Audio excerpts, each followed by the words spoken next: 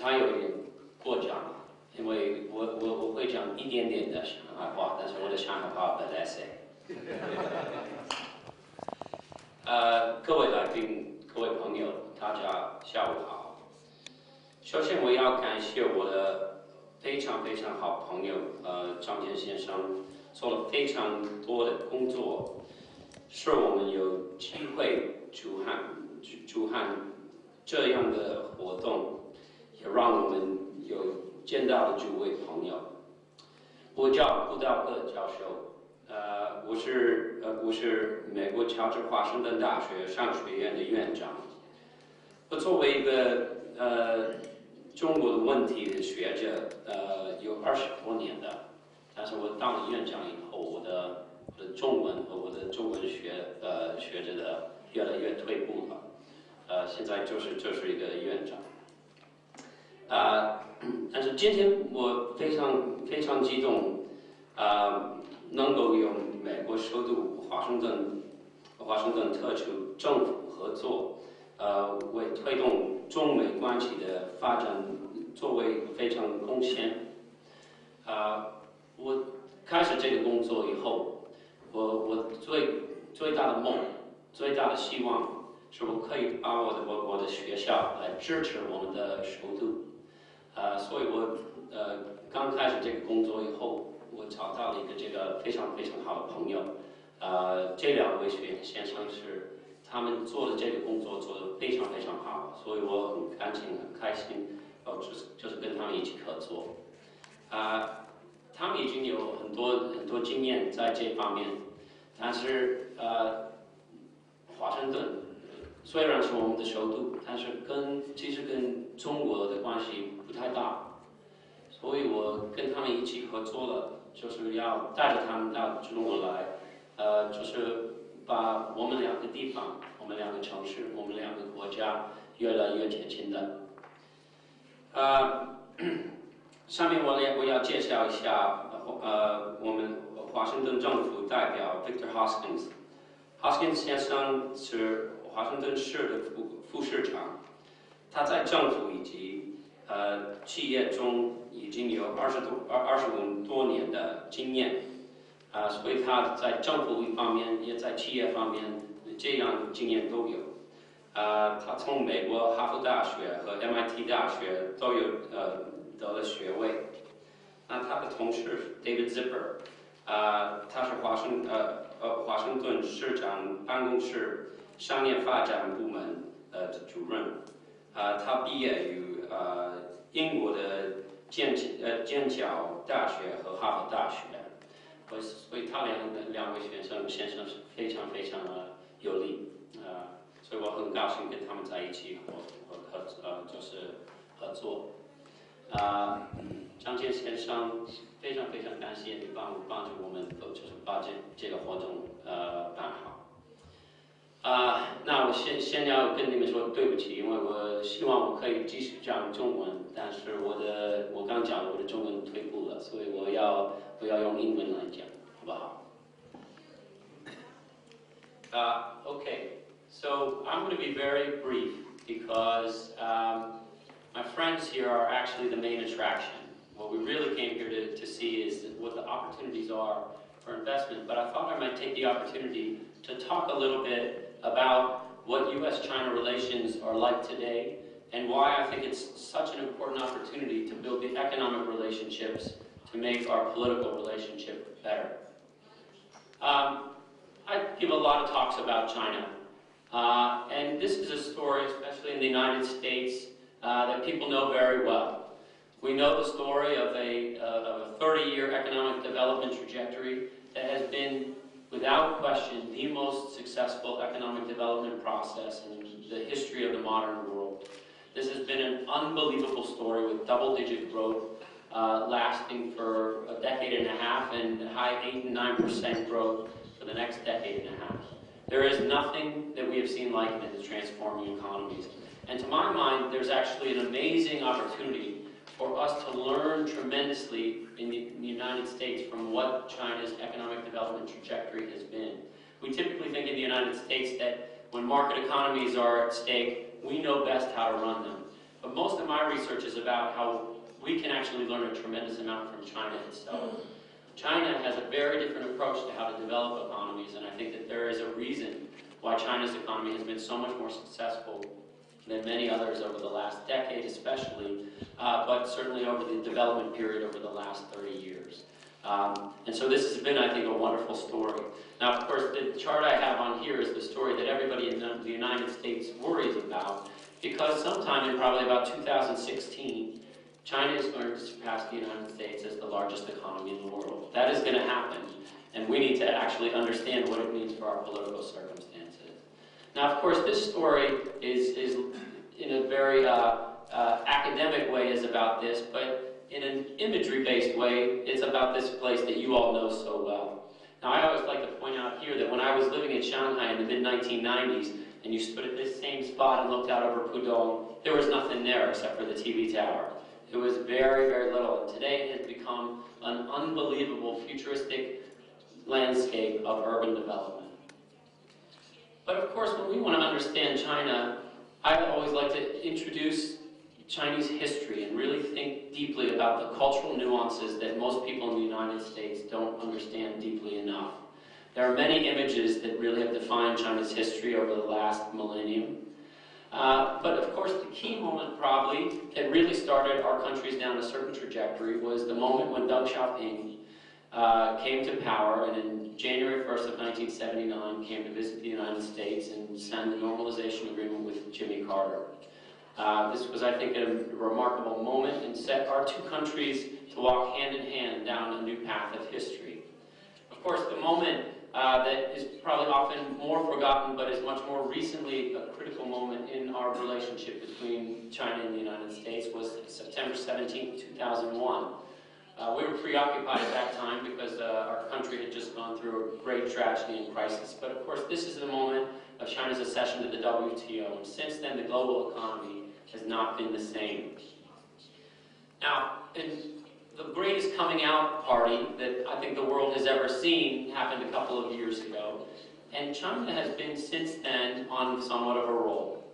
It's in my view that China at that moment switched from being an interesting development story and one that was mostly explained away through having a deep, cheap labor pool to being one that is fundamentally a global player in the international economy and one that has to be taken seriously as one of the top geopolitical powers in the world.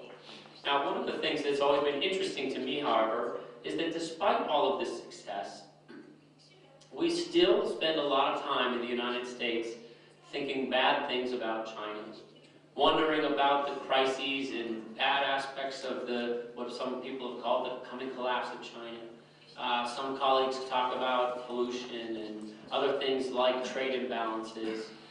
Of course, to my mind, this part of the relationship is about one thing pure and simple. It is about our fear in the United States about the growing power of China and how China today is teaching us a new model of capitalism, and it's one we need to step up and pay attention to. Most of the things that we worry about and complain about in the United States, whether they're pollution or human rights or democracy, processes about the evolution towards democracy, they have very little to do with what the reality is that is the problem of our relationship. The biggest reality that creates a problem for our relationship is that we are afraid. We're terrified of China right now because China is understanding market economies better than we are. So when people talk about things like the currency manipulation or the trade imbalance, all they are talking about is having very little understanding of what's actually going on in China. And most of these debate topics have no bearing on reality. And I tell this to people in the American government and in American academia all the time, that the reality is that that has no bearing on what our relationships are, but it is one of the things that the U.S. is very strategically taken advantage of in order to try to hold China down. Now, there is a huge opportunity here. The opportunity that stands before us is the continued economic integration of our countries. China has done this brilliantly, in my opinion, with many other countries that might be political issues, political problems, or political difficulties. China is very adept at creating economic interdependency to make those problems go away. They have done it with the United States, they've done it with Taiwan, they've done it with many of their relationships around the world.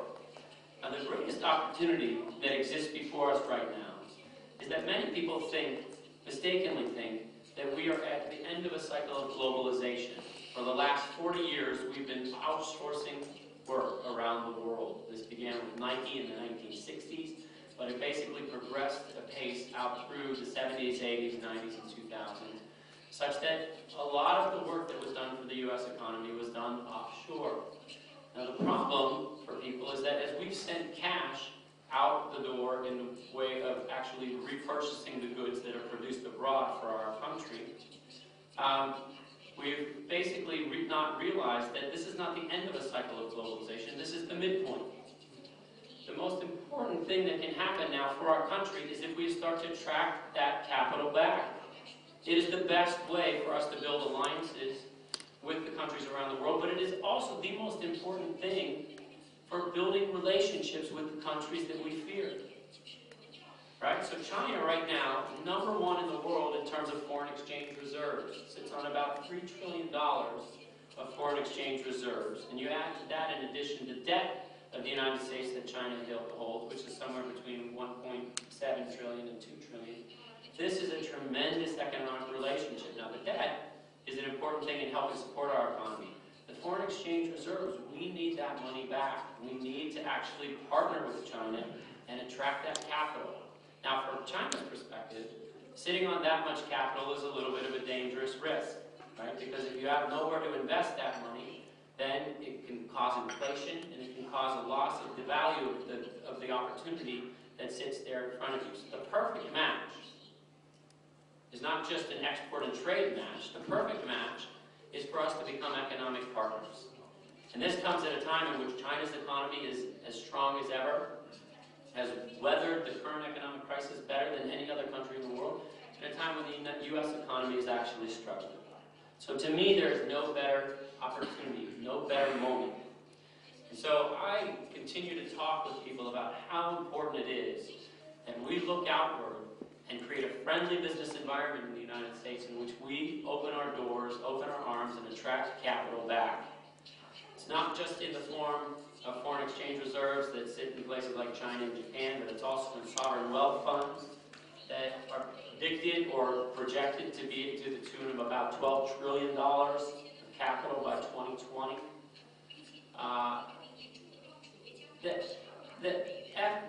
Despite the fact of the weaknesses of the U.S. economy, it is still a good destination for FDI if we would create the right conditions to be friendly and welcoming FDI.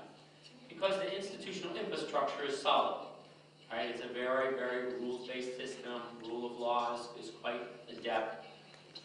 And there are a number of places in the United States that, despite the weaknesses of the U.S. economy, the real estate market in particular is basically what we call Teflon. It is rare that it actually takes the hits that a lot of places in the global economy take. The two main ones that are on that list are New York and Washington, D.C.